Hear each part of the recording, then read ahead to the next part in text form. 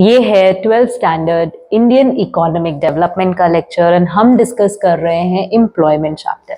मैंने नोटिस किया कि ये चैप्टर कई बुक्स में एम्प्लॉयमेंट एंड अनएम्प्लॉयमेंट के नाम से है, कई बुक्स में सिर्फ एम्प्लॉयमेंट के नाम से है, बट बेसिकली आप अपनी बुक का वो चैप्टर ढूंढ लीजिए जहां पर इंडिया के एम्प्लॉयमेंट और अनएम्प्लॉयमेंट के स्टेटस के बारे में बात हो रही है, समझने की कोशिश कर रहे हैं। तो इसका फर्स्ट पार्ट हमने कवर किया जिसमें हमने एम्प्लॉयमेंट की बातचीत की, समझा कि चीजें कैसे काम कर रहे हैं इंडिया की इकोनॉमी के अंदर। आज के लेक्चर का फोकस रहेगा अनएम्प्लॉयमेंट समझने का एंड क्यों इंडिया की इकोनॉमी में अनएम्प्लॉयमेंट है, एंड समझेंगे किस किस तरीके की अनएम्प्लॉयमेंट है एंड हमारी गवर्नमेंट क्या कर रही है उसे ठीक करने के लिए। तो सबसे पहले हम लोग शुरू कर रहे हैं अनएम्प्लॉयमेंट का मतलब समझने से।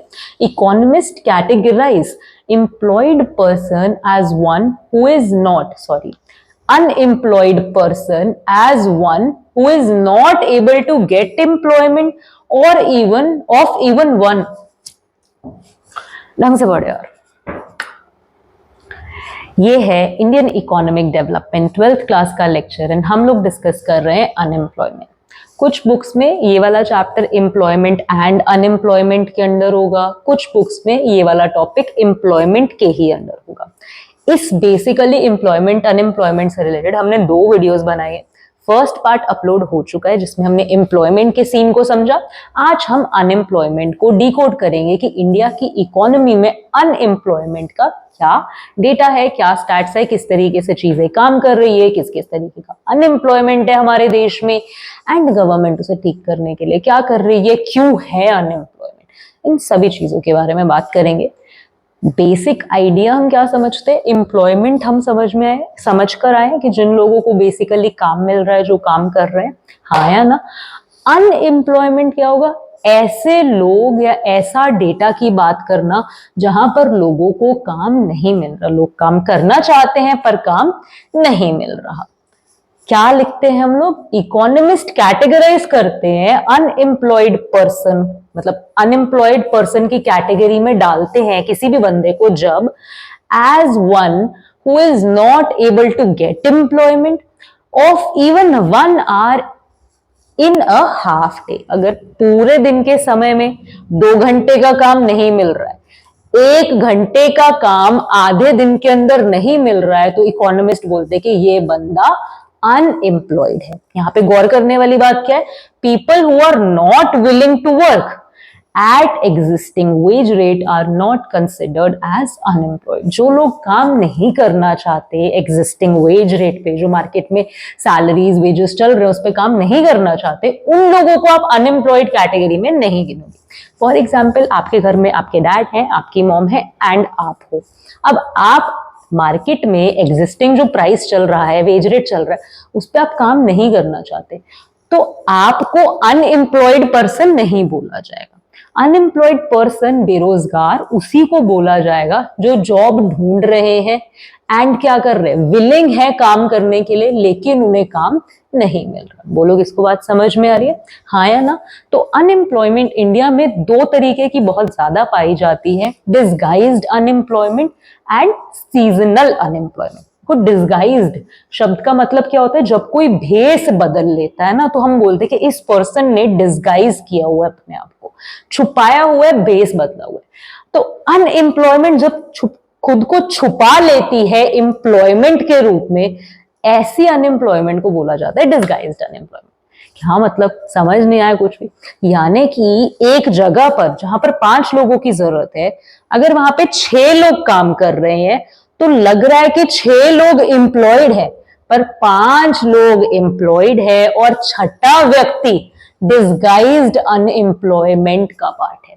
यानी कि अगर एक फार्म है एंड उस फार्म पे जरूरत है 4 लोगों की बीज बोने के लिए, लेकिन घर में 6 मेंबर होने के कारण 6 मेंबर लग गए हैं, तो यहाँ पर 4 मेंबर तो एम्प्लॉयमेंट कर रहे हैं, एम्प्लॉयमेंट का पार्ट है, लेकिन रिमेनिंग 2 मेंबर्स हमारे क्या है, अनएम्प्लॉयमेंट का पार्ट है। क्योंकि अगर ये कहीं और जाके काम करते हैं तो ये क्या कर सकते हैं, पैसा और जनरेट कर सकते हैं। इस फील्ड की प्रोडक्टिविटी में कोई भी इंक्रीमेंट नहीं आएगा 4 लोगों में मैक्सिमम पॉइंट वो अपना रीच कर चुका है, यानी कि प्रोडक्टिविटी इकोनॉमी की इंक्रीज नहीं हो रही। याद करो जब हमने एम्प्लॉयमेंट पढ़ना शुरू किया, वर्कर का डेफिनेशन समझा, तो हमने क्या बोला कि एक ऐसा इंसान जो जीडीपी में क्या कर रहा है, कंट्रीब्यूट कर रहा है, जीडीपी को बढ़ा रहा है।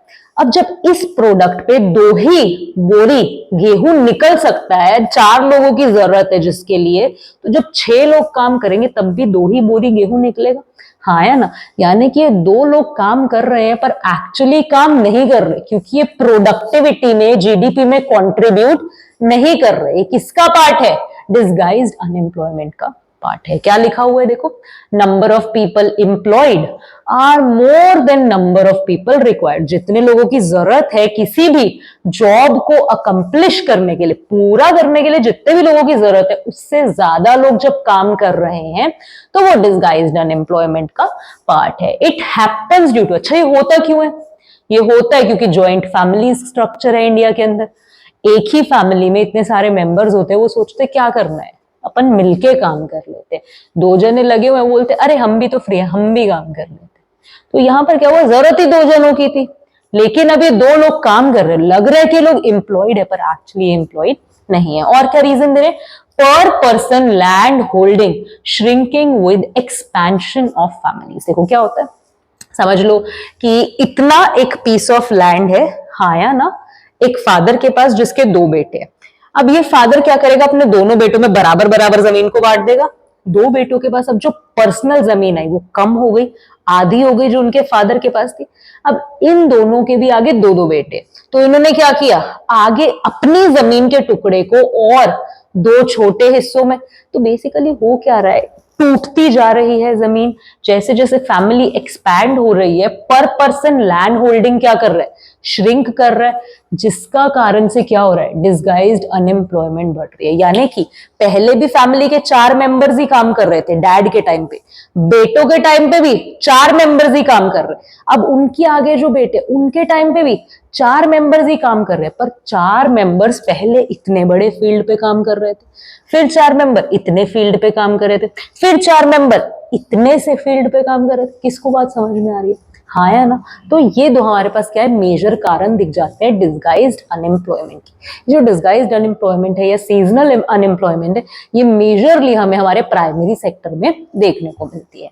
सीजनल अनएम्प्लॉयमेंट क्या बोल रहा है कि people are in and out of employment just because agriculture is a seasonal occupation. यानी कि कभी साल में कभी कभी तो आप एम्प्लॉयड हो, कभी कभी आप अनएम्प्लॉयड हो, कभी कभी तो एम्प्लॉयड हो, कभी कभी तो अनएम्प्लॉयड हो। सीजन्स के हिसाब से आपको एम्प्लॉयमेंट मिल रहा है, सीजन्स के हिसाब से आप अनएम्प्लॉयड हो जा रहे हो, तो इसे कहा जाता है कि आप सीजनल अनएम्प्लॉयमेंट का पार्ट हो। आपके पास 3 महीने काम होता है, 3 महीने नहीं होता, 3 महीने काम होता है, 3 महीने नहीं होता। यानी कि पीपल इन है, आउट है एम्प्लॉयमेंट के, आ रहे हैं एम्प्लॉयमेंट के अंदर, जा रहे हैं एम्प्लॉयमेंट से बाहर। किस चीज पे बेस्ड है ये चीज? सीजन्स पे बेस्ड है, क्योंकि जो एग्रीकल्चर है वो जो एग्रीकल्चर है, वो जो ऑक्यूपेशन है हमारा एग्रीकल्चर का, वो एक सीजनल ऑक्यूपेशन है। यानी कि आपको पहले फसलें बोने के लिए लोगों की जरूरत पड़ती है, एंड देन फसलें काटने के लिए लोगों की जरूरत पड़ती है। बीच के टाइम पे लोगों की जरूरत नहीं पड़ती, यानी कि कम लोगों की जरूरत पड़ती है, तो बाकी लोगों को आप क्या करते हो, काम से बाहर निकाल देते हो। यानी कि आप उन्हें सीजनल अनएम्प्लॉयमेंट का पार्ट बना देते हो। People are unemployed, employed for few months and unemployed for the rest. कुछ टाइम काम मिलता है, कुछ टाइम काम नहीं मिलता। अनएम्प्लॉयमेंट 2 तरीकों की समझ आ गई, हाँ है ना। अब हम बात करेंगे कि इंडिया में क्या ऐसे कुछ हाईलाइटेड, कुछ मेन कॉजेज हैं जिनकी वजह से अनएम्प्लॉयमेंट हो रहा है। समझेंगे कि अनएम्प्लॉयमेंट की बेस प्रॉब्लम्स क्या है, हाँ है ना। Causes of unemployment in India, सबसे पहला कॉज हमें क्या दिया हुआ है, slow economic growth. Over the period of time जो इंडिया का ग्रोथ स्केल है, जो ग्रो कर रही है हमारी जीडीपी, वो कंपैरेटिवली धीरे धीरे धीरे धीरे धीरे धीरे बढ़ रही है। जिस पेस पे हमें ग्रोथ चाहिए ताकि एम्प्लॉयमेंट क्या हो, ज्यादा से ज्यादा हो, उतना ग्रोथ इकोनॉमी के अंदर नहीं है। यानी कि ज्यादा इंफ्रा नहीं बन रहा है, ज्यादा फैक्ट्रीज नहीं लग रही है जहां पे ज्यादा एम्प्लॉयमेंट हो, जिसकी वजह से लोग क्या रह जाते हैं, अनएम्प्लॉयड रह जाते हैं। एग्रीकल्चर अ सीजनल ऑक्यूपेशन, हमने समझा भी, एग्रीकल्चर एक सीजनल ऑक्यूपेशन है जिसकी वजह से सीजनल अनएम्प्लॉयमेंट होता है। अब क्योंकि बहुत बड़ा हिस्सा एग्रीकल्चर कर रहा है देश का, तो एग्रीकल्चर अगर अनएम्प्लॉयमेंट क्रिएट करेगा कुछ सीजन्स के लिए, तो वो देश के डेटा को अफेक्ट करेगा, कॉज बन जाएगा। Rapid growth of population, population हमारा बढ़ता बढ़ता बढ़ता बढ़ता चला जा रहा है। हमने चाइना को भी बीट कर दिया, हाँ या ना, पॉपुलेशन में। ये एक और कारण बन जाता है अनएम्प्लॉयमेंट बहुत ज्यादा होने का, क्योंकि जो लोग हैं, सप्लाई बहुत ज्यादा है लेबर की, लेकिन मार्केट में उतना डिमांड हम इकोनॉमी के अंदर क्रिएट नहीं कर पा रहे। लैक ऑफ इरिगेशन फैसिलिटीज, ये कैसे इफेक्ट करता है? पानी, इरिगेशन फैसिलिटीज मतलब खेतों में अच्छी तरीके से पानी पहुंचाना। इरिगेशन फैसिलिटीज अच्छा ना होना अनएम्प्लॉयमेंट को कैसे अफेक्ट कर रहा है, अनएम्प्लॉयमेंट कैसे बढ़ा रहा है?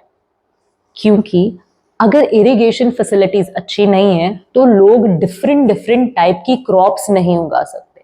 साल भर में एक ही क्रॉप उगा पाते हैं, जिसे हम बोलते हैं कि मोनोक्रॉपिंग पैटर्न उन्हें क्या करना पड़ता है, पिकअप करना पड़ता है, क्योंकि इतना ज्यादा इरिगेशन नहीं होता कि वो एक साल में ज्यादा फसलें उगा पाए या मल्टीपल क्रॉपिंग जैसी चीजें कर पाए, कि आप बहुत सारी सब्जियां, फल, इस तरीके की चीजें एक साथ उगाई जाए, हाँ है ना। तो ये कारण बन जाता है, क्योंकि अगर इरिगेशन अच्छा होता तो वो क्या कर सकते थे, एक साल में ज्यादा फसलें ग्रो कर सकते थे कंपैरेटिवली, हाँ है ना। तो फिर उससे फायदा क्या होता कि आप ज्यादा लोगों को एम्प्लॉयमेंट दे पाते, simple. Joint family system again एक कारण बन जाता है कि अनएम्प्लॉयमेंट ज्यादा है। जो सोशल कल्चरल वैल्यूज है वो कहीं ना कहीं बंदे को रोक लेती है किसी ना किसी पॉइंट ऑफ टाइम पे, कि हम ये जॉब नहीं कर सकते, हम ऐसा नहीं कर सकते, हम ये काम नहीं कर सकते, हम वैसा परफॉर्मेंस नहीं कर सकते।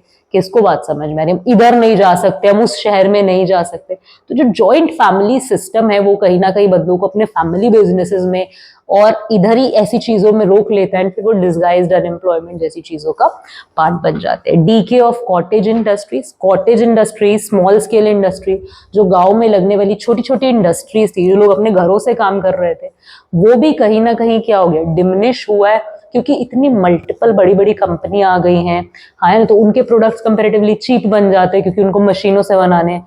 Cottage small scale industry labour intensive होती है, तो अगर ये कम हो जाएंगी, क्योंकि लोग ज्यादा एमएनसीज मल्टीनेशनल कंपनीज का सामान परचेज कर रहे हैं, इनका साइज क्या कर गया, श्रिंक कर गया। अब जो कंपनीज थी वो लोग कैसे काम ले रही है, मशीनों से, ये लोग कैसे काम कर रहे थे, लेबर से। तो लेबर यहां से भी निकल गई, उनको वहां भी जॉब नहीं मिला, अनएम्प्लॉयमेंट, हाँ या ना। लो सेविंग इन्वेस्टमेंट, इंडिया का जो कैपिटल अवेलेबिलिटी है वो काफी कम है, यानी कि लोगों के पास इन्वेस्ट करने के लिए पैसा ऑलरेडी कम है, एंड जो पैसा है भी उसको हम सही तरीके से इन्वेस्ट नहीं कर पा रहे। क्यों? क्योंकि हमारे पास जो पैसा है हम उसको बड़े प्रोजेक्ट्स में इन्वेस्ट कर रहे हैं। अब बड़े प्रोजेक्ट्स का फिर से वही प्रॉब्लम कि वो क्या करते हैं, हैवी हैवी मशीनरीज ले आते हैं, हैवी हैवी मशीनरी ले आते हैं तो लेबर की उतनी जरूरत नहीं पड़ती है, कम लेबर की जरूरत पड़ती है कंपैरेटिवली। अगर छोटी छोटी इंडस्ट्रीज में पैसा लगे जो लेबर इंटेंसिव है, तो एम्प्लॉयमेंट क्या करे, इंक्रीज करे। पर क्योंकि बड़ी इंडस्ट्रीज में सारा कैपिटल लग जाता है, तो जो मशीन वर्क है, जो कैपिटल वर्क है, वो बढ़ जाता है, लेबर वर्क घट जाता है, जिसकी वजह से इकोनॉमी में अनएम्प्लॉयमेंट आ जाता है। Limited mobility of labour, India में एक शहर के बंदे को दूसरे शहर में जाके एडजस्ट करना कंपैरेटिवली मुश्किल लगता है। फॉर एग्जांपल, मैं पंजाब में हूं, मुझे अगर केरला, कर्नाटका, मुंबई जाने को बोला जाएगा काम करने के लिए, तो मैं डिफिकल्टी फेस कर सकती हूँ। एक थोड़ा सा ऐसा फील कर सकती हूँ कि यार मुझे नहीं जाना चाहिए, क्योंकि वहां की भाषाएं अलग है, वहां का बोलने चालने के तरीके अलग है, कल्चरल बैकग्राउंड टोटली डिफरेंट है। इसी तरीके से वहां के लोगों को नॉर्थ में आना या ईस्ट में जाना, इंडिया में इतनी डाइवर्सिटी होने के कारण हम लोग अपने कुछ क्षेत्र से बाहर कम निकल पाते हैं, क्योंकि हम फेस करते हैं कि यार डिफिकल्टी होगी वहां जाके काम करने में, जिस वजह से जहां पर जॉब्स ज्यादा होती है वहां पर लोग नहीं पहुंच पाते हैं, एंड लैक ऑफ मोबिलिटी के कारण इकोनॉमी में अनएम्प्लॉयमेंट क्रिएट हो रहा है।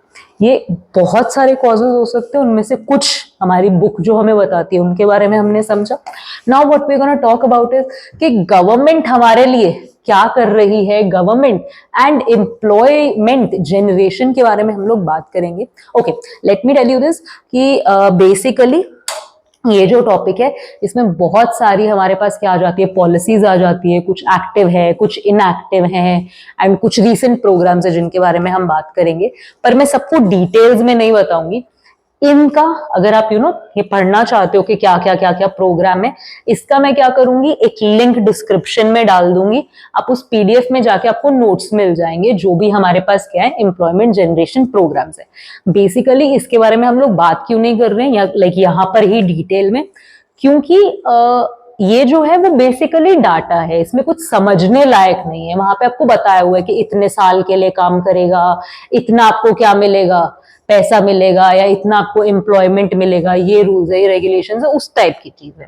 तो हम सब चीजों के बारे में बात नहीं करेंगे, नाम समझने की कोशिश करेंगे, हाँ है ना। तो एम्प्लॉयमेंट जनरेशन के लिए जो अभी प्रोग्राम्स एग्जिस्ट कर रहे हैं और एक्टिव है, यानी कि ये प्रोग्राम्स तीनों चल रहे हैं इकोनॉमी में, वो कौन से, Mahatma Gandhi national rural employment guarantee act, मनरेगा, national rural livelihood mission NRLM, प्रधानमंत्री ग्राम सड़क योजना PMGSY, हाँ है ना। ये तीनों प्रोग्राम्स एक्टिवली काम कर रहे हैं, इनके बारे में आप डिस्क्रिप्शन में जाके लिंक पे क्लिक करके पढ़ सकते हो। नेक्स्ट हमारे पास क्या है, जो प्रोग्राम्स अभी है पर एक्टिव नहीं है फिलहाल, मतलब इकोनॉमी में ये बेनिफिट्स प्रोवाइड नहीं किए जा रहे हैं। प्राइम मिनिस्टर्स रोजगार योजना PMRY, स्वर्णा जयंती सहारी Rozgar Yojana SJSRY, rural employment generation programme REGP, prime minister's employment generation programme PMEGP, Swarna जयंती ग्राम स्वरोजगार योजना SGSY। देन हमारे पास आ जाते हैं, ये देखो ये वाले जो प्रोग्राम्स हैं इनके बारे में आपको जनरली कुछ ना कुछ पूछा जा सकता है, क्योंकि बिल्कुल लेटेस्ट है। ये डायरेक्टली ऐसे नहीं पूछा जाता है कि बताओ क्या है क्या नहीं एक्सेट्रा। ये आपको इस तरीके से पूछा जा सकता है कि कोई केस स्टडी आपको दे देंगे and then they will ask you कि आपको क्या लग रहा है यहाँ पे, क्या यहाँ पर किस प्रोग्राम की बात हो रही है। कि समझ लो अगर मैं आपके लिए केस स्टडी बनाऊं कि एक बैंक है या फिर एक पर्सन है, okay let's put to persons जो आपस में क्या कर रहे हैं, कॉन्वर्सेशन कर रहे हैं। दूसरा पर्सन बोल रहा है कि आप क्या कर सकते हो, अगर आपके पास कोई डिग्री वगैरह नहीं भी है, आप गवर्नमेंट के स्किल इंडिया वाले या फिर नाम मिस कर दे, वहां पे डैश आ जाए, आप बोल सकते हो कि दो पर्सन्स कॉन्वर्सेशन कर रहे हैं, then the first person goes to the second person and say कि आप क्या कर सकते हो, गवर्नमेंट का एक प्रोग्राम है जिसके अंदर आपको वोकेशनल स्किल्स सिखाई जाएंगी ऐसी जिनकी वजह से आपको काम मिल पाएगा। फिर वो आपसे क्वेश्चन पूछ सकते हैं कि किस प्रोग्राम की यहाँ पर बात की जा रही है, तो आप जवाब क्या दोगे यहाँ पर कि स्किल इंडिया की बात की जा रही है, हाँ या ना। इस तरीके के क्वेश्चन वो आपसे केस स्टडी में पूछ सकते हैं, डाटा ना भी पूछे, इस तरीके की चीज आपको एक सिचुएशन बना दें, पूछे कि यहाँ पे बताओ किस किस एम्प्लॉयमेंट प्रोग्राम का बेनिफिट उठाया जा सकता है, हाँ है ना। तो इनके बारे में आप डिस्क्रिप्शन में जरूर पढ़ें। आत्मनिर्भर भारत रोजगार योजना ABRY, प्रधानमंत्री रोजगार योजना PMRPY, प्रधानमंत्री गरीब कल्याण रोजगार अभियान PMGKRA, दीनदयाल अंत्योदय योजना national urban livelihood mission DAY-NULM, प्रधानमंत्री मुद्रा योजना, ये बैंक से रिलेटेड योजना है जहां पर आपको 2 लाख तक का बैंक क्या करता है, लोन दे देता है जो मार्जिनल होल्डर्स है उन्हें। PMMY, प्रधानमंत्री कौशल Vikas Yojana PMKVY,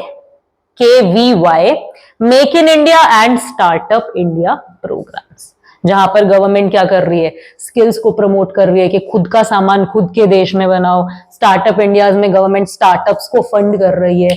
skill India में गवर्नमेंट ऐसे प्रोग्राम्स बना रही है जहां पर लोगों को स्किल्स सिखाई जाएंगी एंड फिर आप लोग उन स्किल्स पे बेस कर अपना एम्प्लॉयमेंट सर्च कर सकते हैं। तो ये कुछ प्रोग्राम्स है जिनके बारे में हम लोग समझ सकते हैं, कुछ थोड़ा बहुत रीड कर सकते हैं जो हमें डिस्क्रिप्शन में मिल जाएगा। पर ओवरऑल अगर हम बात करें, होपफुली हमें समझ आया होगा कि इंडिया में एम्प्लॉयमेंट अनएम्प्लॉयमेंट का क्या सीन चल रहा है। डाटा ने जो जो बातें हमसे रिवील की कि रूरल में लोग बहुत ज्यादा हैं, प्राइमरी सेक्टर में लोग बहुत ज्यादा हैं, कंपेरेटिवली शहरों में लोग कम काम कर रहे हैं, महिलाएं शहरों में कम काम कर रही है। ये सारे डेटा ने आपको एम्प्लॉयमेंट और अनएम्प्लॉयमेंट के बारे में समझने में हेल्प किया होगा। डिकोड कर चुके हैं हम इंडिया का scene of employment and unemployment. ये चैप्टर हमारा कंप्लीट हो गया है। नए चैप्टर्स के साथ, नए वीडियोस के साथ मिलेंगे जल्दी। तब तक के लिए have a good day, keep learning.